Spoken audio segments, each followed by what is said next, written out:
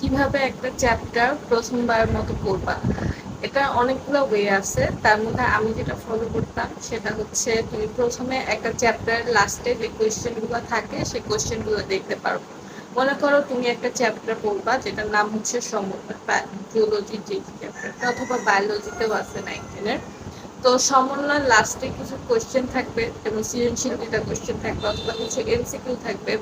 তো তুমি সেই এমসিকিউ গুলো আর সৃজনশীল গুলো দেখবা। তুমি সলভ তো করতে পারবে না, কিন্তু বুঝতে পারবা যে ঠিক আছে এই টপিক গুলো হচ্ছে ইম্পর্টেন্ট, এই টপিক গুলো থেকে কোয়েশ্চেন হইতে পারে। তো তুমি ওগুলো মার্কস করে রাখবা। আর তারপর হচ্ছে তুমি তোমার বইয়ের মনে করো নিউরন থেকে কোয়েশ্চেন আসছে, এখন তুমি কি করবা, তোমার বইয়ে নিউরনে একটা দাগ দিয়ে রাখবা অথবা একটা মার্ক করে রাখবা। তুমি পেন দিয়ে করতে পারো অথবা তোমার হাইলাইটার থাকলে হাইলাইটার দিয়ে করতে পারো, অথবা ব্রাশ পেন দিয়ে অনেকে করে।